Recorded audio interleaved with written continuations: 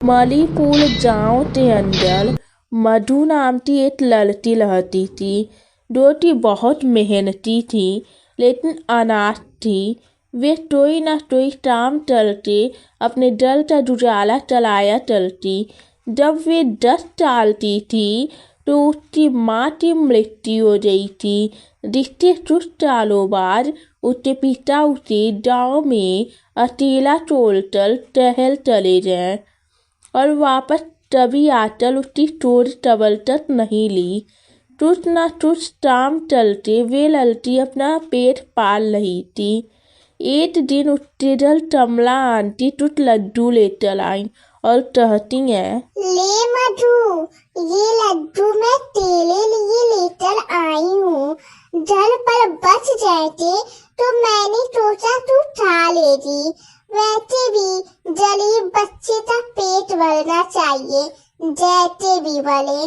धन्यवाद आंटी। और मेरे पैसे? कैसे पैसे मधु? 3 पैसों की बात चल रही है तू?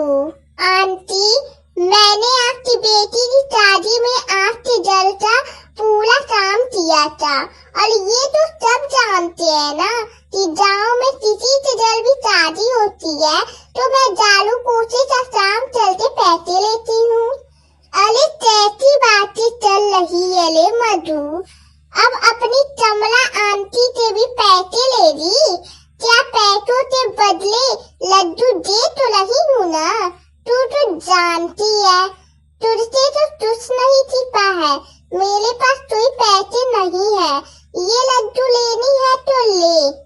कमला ये बोलकर वहाँ से चली जाती है और मधु कुछ भी नहीं बोल पाती और बस अपनी किस्मत तो बुरा बोलती रह जाती है। ये मेरे साथ ही होना होता है क्या? ऊपर वाले, तुझे मेरी आदत पर बिल्कुल भी तरस नहीं आता। पहले तो तूने मेरी माँ छीन ली और उसके बाद मेरा बाप भी मुझे छोड़कर चला गया और पड़ोसी भी है तो ऐसे। मधु दूध ही दुष्टा कर दूध ही शांत हो जाती है और अपने गुजारे के लिए अब एक लालू तेज से यहाँ काम चलने लगती है, जो कि उस पर बुरी नजर लगता चलता था और अधिक उम्र का आदमी था। वे तेज से बीज बोती तो वे मधु को देख कर कहता, सच कहूँ तो मधु, तुझे इतना काम चलता हुआ देख मुझे बहुत दुख होता है। अभी भी समझा रहा हूँ, शादी चल ले मुझसे। तेरे हाथों में मिट्टी की तरह नोटों की बैग होगी, देख लेना। सेठ, आपने समाचार सुना? पड़ोस के किशन घर में ना एक किसान की बेटी थी। उसको एक जमींदार परेशान चल रहा था। फिर ना एक दिन परेशान होकर उस लड़की ने अटोले जो उसकी गर्दन ही तोड़ दी। ये सुनकर लालू तेज बहुत ही ज्यादा डर जाता है और परेशान होते हुए कहता है, ये सब झूठ है, तुम अपने काम पर ध्यान दो वरना पैसे कम ढूंढा, समझी? लालू ये बोलकर वहां से चला जाता है। मधु मुस्कुराते हुए अपना काम करने लगती है। जब भी लालू तेज उसे परेशान करता तो वे दूसरी कहानियां सुनाने लगती और लालू मरने से बहुत डरता था। वे वहां से बाहर जाया चलता। दिन ऐसे ही गुजर रहे थे और मधु कुछ न कुछ काम करके अपना गुजारा किया करती थी। एक दिन वे तेज से डर जाती हुई एक जगह पर बहुत भीड़ देखती है और तुझसे कहती है, अरे ये इस जगह पर इतनी भीड़ क्यों है? मुझे लगता है मुझे जाकर देखना चाहिए, आखिर यहाँ चल क्या रहा है। मधु वहां जाकर देखती है तो वहां एक पानी पूरी वाला पानी पूरी बेच रहा था और उसके दुकान पर बहुत ज्यादा भीड़ लगी हुई थी। इतनी भीड़ तो देखकर मधु के मन में सवाल आता है, अरे ऐसी भी कौन सी पानी पूरी बेच रहा है जो पूरे गांव वालों ने इतनी भीड़ लगा रखी है। और तो छोड़ो, आदमी की भी इस दुकान पर चले होकर पानी पूरी खा रहे हैं। मुझे भी ये पानी पूरी चाट देखनी चाहिए। आखिर ऐसा क्या है कि पानी पूरी में? मधु ये बोलकर 10 नोट अपनी जेब से निकालती है और ये 10 का नोट देखकर तुझसे कहती है, एक काम करती हूँ, 10 की पानी पूरी खा लेती हूँ। आखिर पता तो चले इस पानी पूरी में ऐसा क्या है जो गाँव वालों ने इसकी दुकान पर इतनी भीड़ लगाई हुई है। मधु ये बोलकर उस भीड़ में शामिल हो जाती है और पानी पूरी का इंतजार करने लगती है। लेकिन जैसे ही मधु का नंबर आता है तो पानी पूरी वाला मोहन कहता है, अरे माफ करना, पानी पूरी तो खत्म हो रही है। कोई बात नहीं, मैं फिर कभी यहाँ आऊंगा तो सबसे पहले तुम्हें ही पानी पूरी खिलाऊंगा, ठीक है? खत्म हो गई? ऐसी कैसी खत्म हो गई? अरे ऐसा भी क्या बेचते हो तुम पानी पूरी में मिलाकर, जो पूरा गाँव तुम्हारे पानी पूरी के पीछे पड़ा हुआ है? मैं तुम्हें ऐसे तो नहीं बता सकता। जब मैं अगली बार पानी पूरी लेकर आऊंगा तो तुम तुझ जाकर देख लेना, ठीक है? मोहन ये बोलकर अपना ठेला लेकर वहां से चला जाता है। वहीं मधु भी अपने घर की ओर चली जाती है और अपने घर जाकर तुझ से बोलती है, आखिर क्या है उस पानी पूरी में जो पूरा गाँव पानी पूरी के पीछे इतना पागल है? कितनी भीड़ लगा लगती थी, सोची थी तो पानी पूरी है। मैंने तो आज तक इतना भीड़ पानी पूरी की दुकान पर कभी नहीं देखा। अब तो चल उसकी पानी पूरी चाट देखूंगी, तभी मुझे पता चलेगा। मधु ये बोलकर सोने चली जाती है। लेकिन उसके दिमाग में पानी पूरी का ख्याल आ रहा होता है, जिससे उसको नींद नहीं आ रही थी। वे सपने में भी तुझ तो पानी पूरी खाते हुए देखती है और बेचैन हो जाती है। कुछ दिन बीतते हैं और मोहन पानी पूरी वाला गाँव में दोबारा आता है और अपने वादे निभाते हुए सबसे पहले पानी पूरी मधु को खिलाता है। मधु ये पानी पूरी खाती है तो उसे बहुत स्वादिष्ट लगती है और उसे खाने के बाद मधु अपने घर की तरफ जाते हुए कहती है, मानना पड़ेगा, पानी पूरी तो बहुत स्वादिष्ट थी। गाँव वालों तो पसंद भी आ रही है, लेकिन ऐसी पानी पूरी तो मैं भी बना सकती हूँ। मैंने आज तक कई शादियों में कई तरह के पकवान बनाए हैं, तो ये पानी पूरी क्या चीज है? अब मधु लालू तेज के जल पर उसके जल का काम करने के लिए जाती है। जब तेज कहीं इधर उधर जाता है तब वे लालू तेज का मोबाइल लेकर यूट्यूब पर पानी पूरी बनाने का वीडियो देख लेती है और अपने मन में ये फैसला कर लेती है कि वे पानी पूरी का ठेला लगाएगी। अब तो मधु, तुझे पानी पूरी का ठेला लगाने से कोई नहीं रोक सकता। ये पानी पूरी वाला बाहर से पानी पूरी बेचने आता है तो लोग इतना पागल होकर उसकी पानी पूरी चाहते हैं। जब गांव में ही पानी पूरी मिलेगी तो सोच चली कितनी अच्छी कमाई होगी। मधु ने ये बोला ही था तभी उसका ठेठ वहां आ जाता है और उसके हाथ में अपना मोबाइल देखकर वे फोन छीनते हुए कहता है, जमीन में रहने वाले लोग आसमान में उड़ने का सपना नहीं देखा चलते। तू पानी पूरी बेचेगी, अपना चेहरा देखा है तूने? तू दोस्तों से यहाँ काम करने के लिए पैदा हुई है, आई बड़ी पानी पूरी बेचने वाली। लालू तेज, ऐसा मत कहो। इंसान चाहे तो क्या नहीं चल सकता है।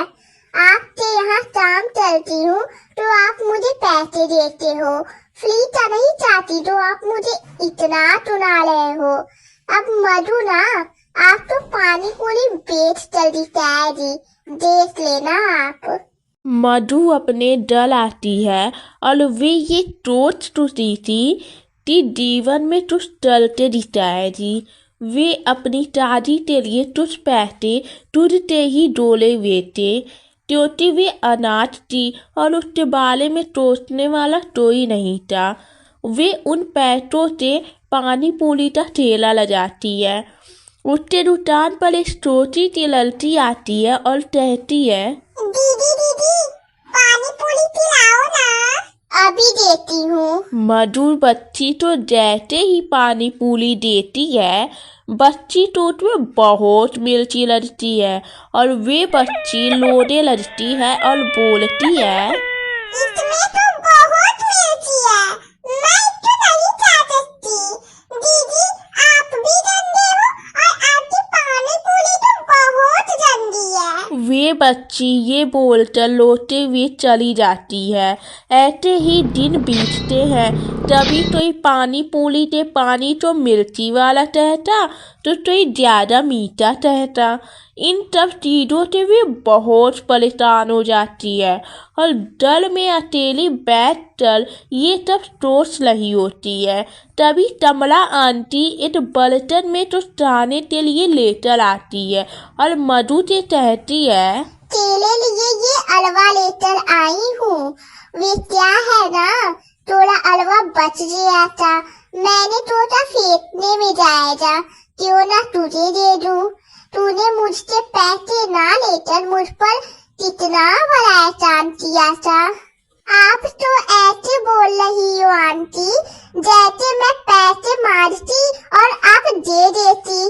क्या आप भी? अच्छा ये सब छोड़ो और मुझे अलवा दो, बहुत भूख लगी है। मधु जैसे ही अलवा चाटल देखती है तो उसमें चीनी नहीं थी। तभी वे कहती है, अरे आंटी ये क्या, ये अलवा कैसा है, मुंह तक स्वाद क्यों बिगाड़ रही हो। अगर अलवा नहीं देना था तो मना कर देती ना, इसमें तो चीनी ही नहीं है। अरे बच तेरी थी, माफ करना मधु।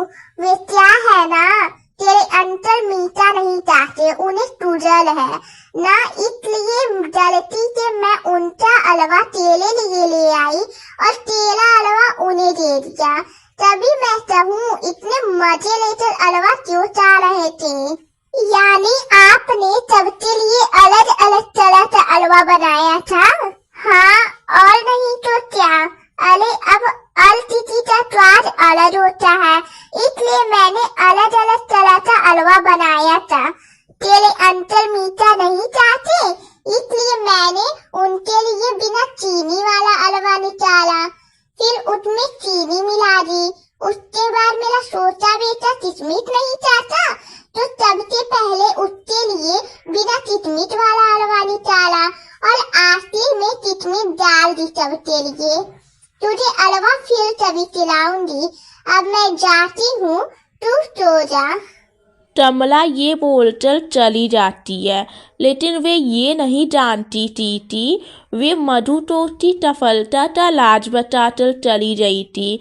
जिसके बाद मधु सोचती नहीं है और पूरी रात मेहनत कर पानी पूरी के लिए अलग अलग तरह का पानी बनाती है और कई बर्तनों में भर लेती है। उसने पानी पूरी के लिए पूरी रात दर्ज कर मीठा पानी तैयार किया, पुदीने का पानी बनाया, इमली का पानी बनाया, धनिए का पानी, जीरे का पानी और इंद का पानी भी तैयार किया, जिसे अगले दिन वे बेचने लगती है और उसके दुकान पर बहुत भीड़ होती है। और तब उसकी पानी पूरी की तारीफ कर रहे थे।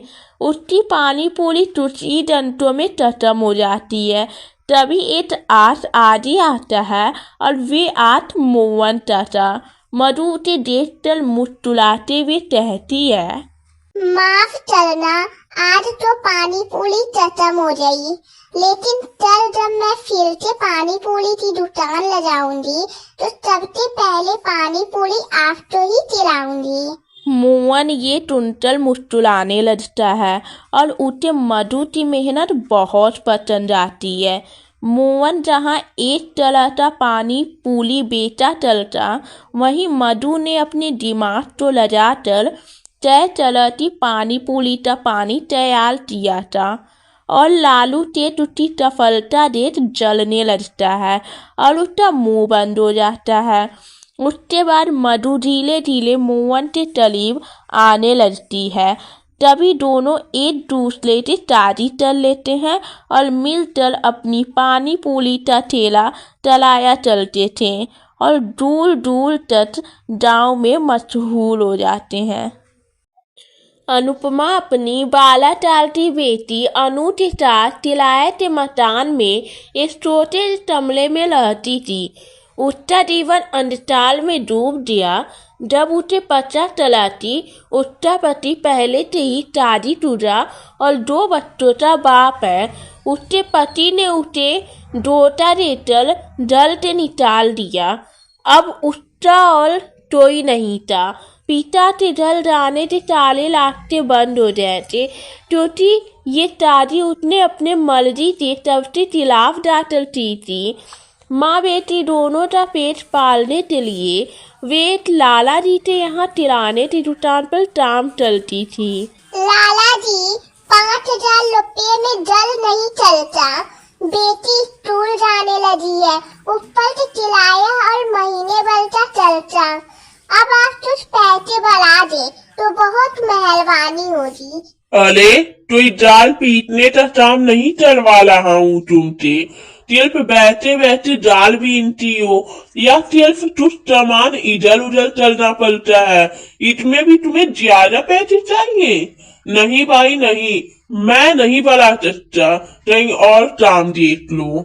ऐसा मत कहो लाला जी, यहाँ मेरा जल सामने है और अनु का स्कूल भी पास में है। यहाँ मैं अपनी बेटी को भी अपने पास ही बुला लेती हूँ। दूर काम करूँगी तो बेटी तो कैसे देखूंगी? अरे तभी तो चाहता हूँ जो मिल रहा है उसी में संतोष करूँ। अनुपमा का जीवन परेशानियों से गुजर रहा था, लेकिन उसके पास और कोई चाला नहीं था। वे स्कूल के बाद अनु को भी अपने पास वही दुकान पर ही बैठा देती थी, इसीलिए वे अपनी बेटी की तरफ से बेफिक्र रहती थी। माँ, मेरा लंच मत रखना। लेकिन क्यों अनु, स्कूल में भूख नहीं लगेगी? भूख तो लगती है माँ, लेकिन स्कूल में सब बच्चे मेरा बहुत मजाक उड़ाते हैं। मेरे साथ कोई लंच शेयर नहीं करता।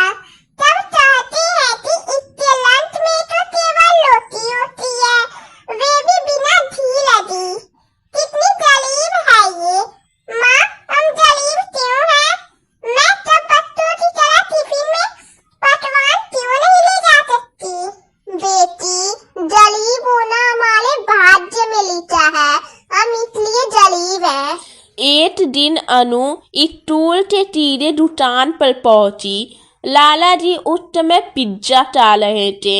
अनु ने कहा, माँ, लाला जी पिज्जा खा रही है, मुझे भी खाना है। अनु, ये बहुत महंगा आता है मेरी बच्ची। मेरी औकात इतनी नहीं है कि मैं तुझे पिज्जा खिला सकूं। मैं कुछ नहीं जानती, मुझे पिज्जा खाना है तो खाना है बस। अनुपमा लाला जी के पास गई और बोली, लाला जी, बुरा न माने तो एक छोटा सा टुकड़ा मेरी बेटी को दे दो, उसका पिज्जा खाने का बहुत मन है। अरे पागल तो नहीं हो रही है ना अनुपमा? जानती है ये पिज्जा कितने रुपए का आता है? अरे ये बड़े लोगों की चौथ है, तुम लोगों के मुंह लग गया तो कहाँ से चाहो जी? चलो अपना काम चलो, बली आई बेटी तो पिज्जा खिलाने वाली। अनुपमा अपना छोटा सा मुंह लेकर वापस से दाल बीनने बैठ जाती है। माँ, लाला जी ने पिज्जा नहीं दिया ना, साथ हमारी भी एक पिज्जा की दुकान होती। ज्यादा मत सोचो अनु, मैं तुम्हें कल खिला दूंगी पिज्जा। जब तक घर जाने का समय हो तब तक स्कूल का काम पूरा कर लो। अनु तभी स्टूल ते किताबों तो देखती और तभी ललचाई हुई नजरों से लाला जी तो पिज्जा चाहते हुए देखती। तभी लाला जी के पिज्जा में बाल आ गया। वे गुस्से से बोले, बट यार, जब से पिज्जा खाना शुरू किया है तब से इसकी नजर मुझ पे ही टिकी हुई है।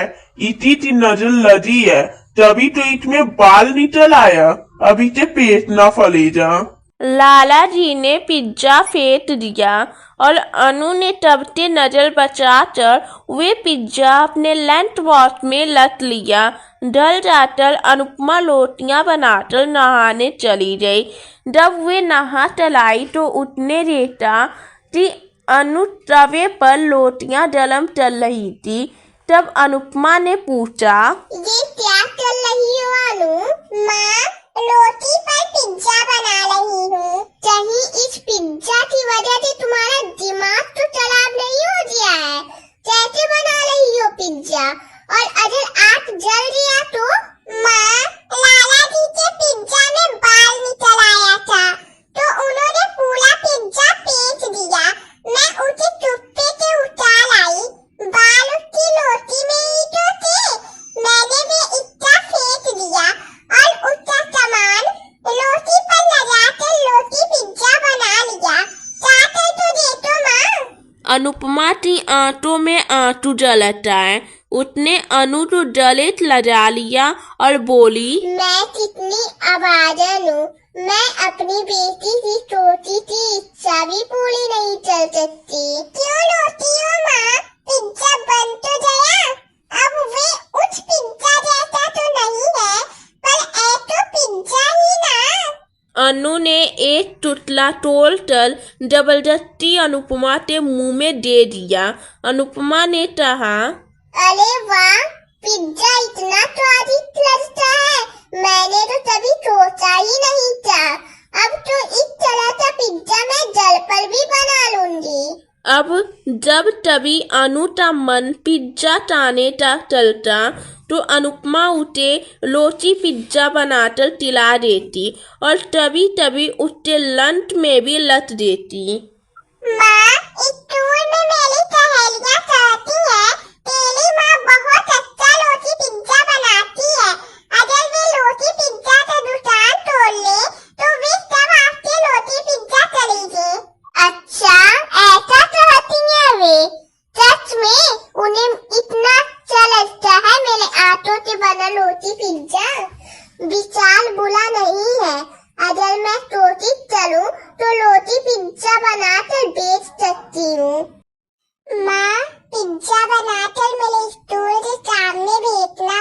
देखना मेरी सब सहेलियाँ खरीदेंगी। अनुपमा ने टोच विटाल किया और लाला जी के पास पहुंचकर बोली, लाला जी, इस महीने के पैसे दे दीजिए।